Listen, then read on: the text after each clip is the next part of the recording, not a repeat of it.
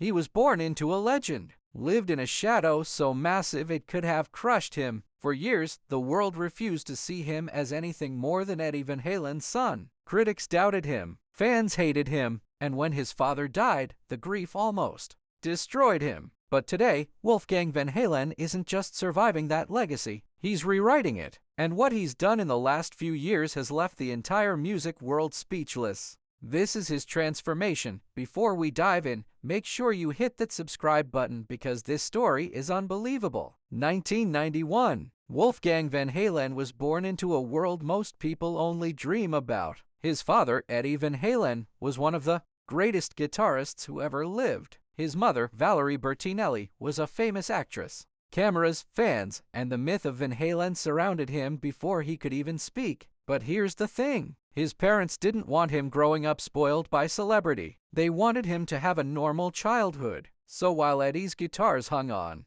the walls and rock stars dropped by like neighbors, Wolfgang spent his time with toys and cartoons, not stages and studios. His mom did a really good job at grounding me, he later said. It wasn't lavish or insane. It felt completely normal, but that innocence didn't last forever. One day, while exploring his father's collection, Wolfgang stumbled across a stack of Van Halen records. The cover showed faces he didn't recognize, lights, crowds, and his father holding a guitar that seemed almost alive. I saw my name on the box, he recalled years later, and I asked my dad, "What's this?" He said, "Oh yeah, this is what I do." That moment shattered his world. The man who taught him how to ride a bike wasn't just his father, he was a hero to millions. And from that moment on, every note Wolfgang played would be measured against a legend. Every compliment would be followed by a comparison. He was both blessed and cursed by a name that carried history. But even as a child, he understood one thing. He didn't want to be the next Eddie Van Halen. He wanted to be the first Wolfgang Van Halen. Growing up,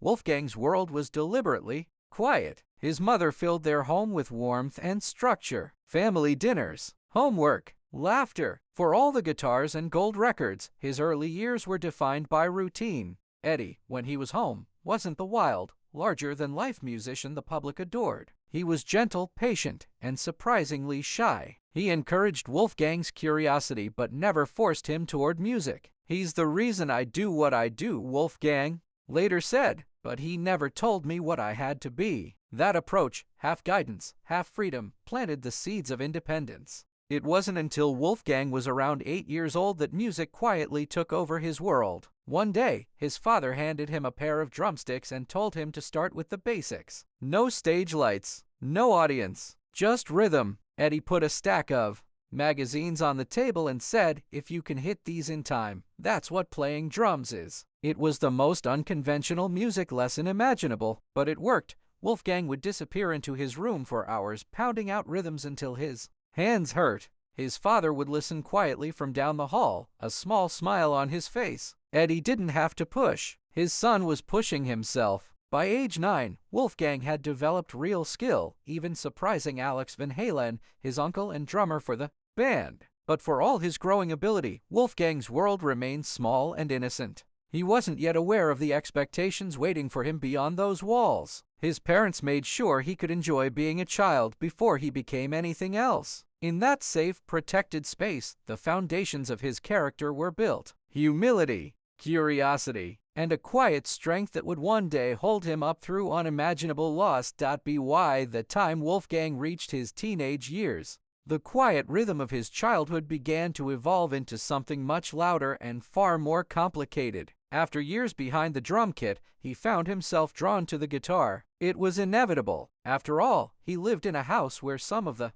most revolutionary guitar riffs in rock history had been born. But for Wolfgang, this wasn't about copying his father. It was about figuring out how sound could tell a story. His father, Eddie, had changed the sound of rock forever. But he wasn't much of a teacher. He'd just say, "Do this," Wolfgang once recalled, and then play something only Eddie Van Halen could do. The gap between father and son wasn't emotional. It was technical. How do you teach someone genius? Eddie's talent was instinctive, not structured. And Wolfgang realized early that the only way to truly learn was to teach himself. He started from scratch, studying guitar tabs, listening to Blink, 182 and System of a Down, and experimenting with melodies late at night when the house was quiet. It was during this time that Wolfgang began developing his own sound, one rooted in rhythm from his drumming days but shaped by the angst of adolescence. He didn't want to imitate Van Halen's lightning-fast solos or stadium anthems. He wanted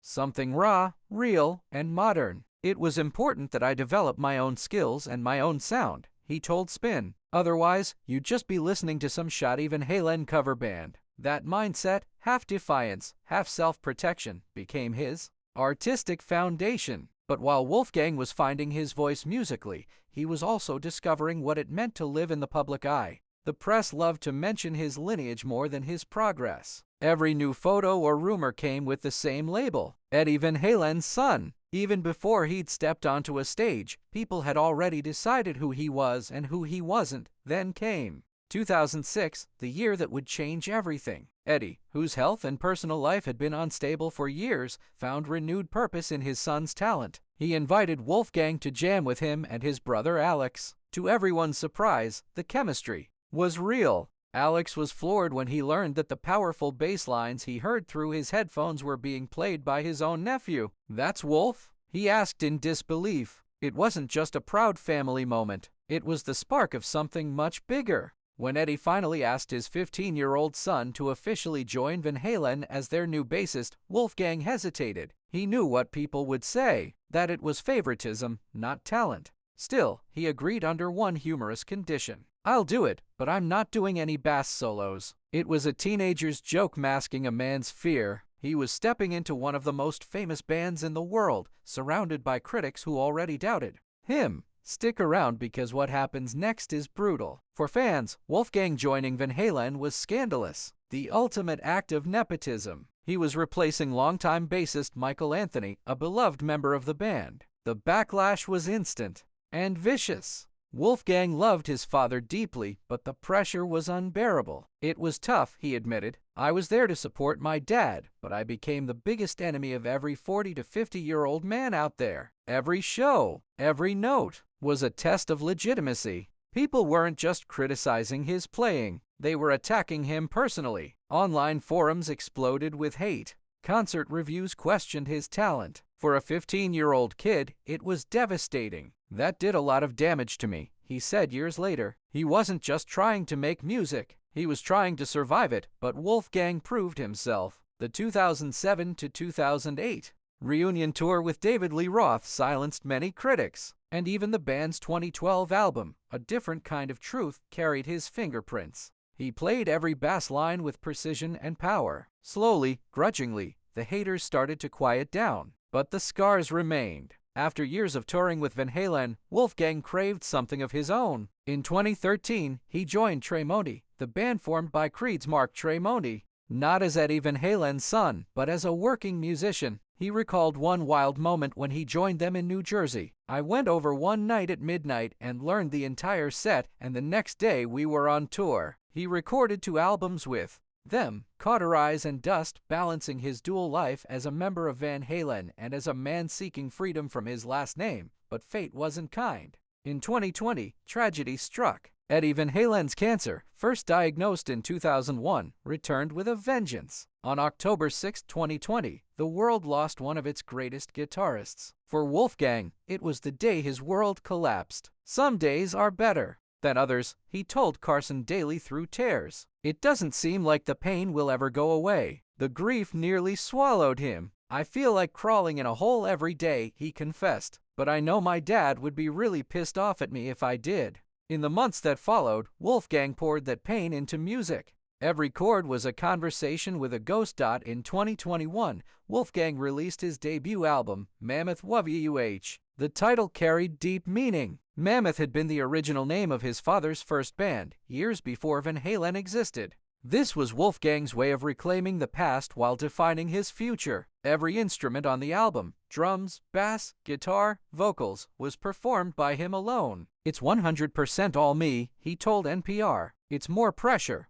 but it's creatively freeing." The album's lead single, Distance, written in memory of his father, became a #1 hit on Billboard's hard rock chart and earned him a Grammy nomination for Best Rock Song. It was his first solo release and his first taste of validation. "We came, we saw, but we did not conquer," he joked on Instagram, posing with his mother Valerie and girlfriend Andrea Alsop at the 2022 Grammys. But the emotion ran deeper than humor. Eddie hadn't won a Grammy on his first try either. "I guess I'm following in his footsteps," Wolfgang said quietly. That same year, he took Mammoth WVH on tour, stepping into the spotlight not as a bassist but as a frontman. It terrified him. "I was sitting in the dressing room thinking, I don't know if I can do this," he admitted. Yet the moment he stepped on stage, everything changed. For the first time, he wasn't playing his father's songs. He was playing his own. In 2023, Wolfgang's world shifted again. After 8 years of dating, he married photographer Andrea Alsop at their Los Angeles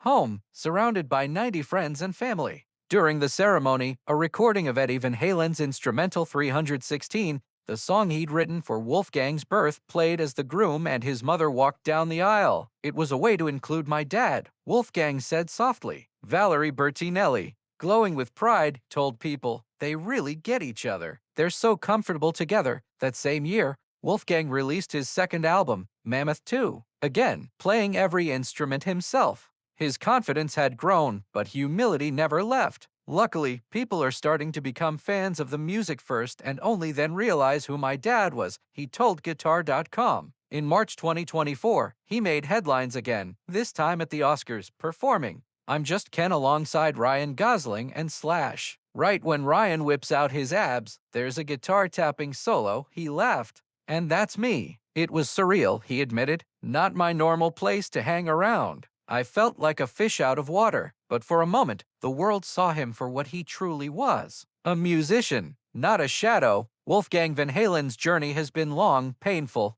and full of quiet victories. He's not just carrying his father's name, he's redefining it. From the little boy drumming on magazines to a man who built an entire sound on his own, Wolfgang has become proof that grief can turn into greatness. So here's my question for you. Do you think Wolfgang has finally stepped out from his father's shadow? Or will he always be measured against Eddie Van Halen's legacy? Drop your thoughts in the comments below. And if this story inspired you, smash that like button and subscribe, because we're bringing you more incredible transformations just like this. Sometimes the greatest tribute to a legend is becoming your own.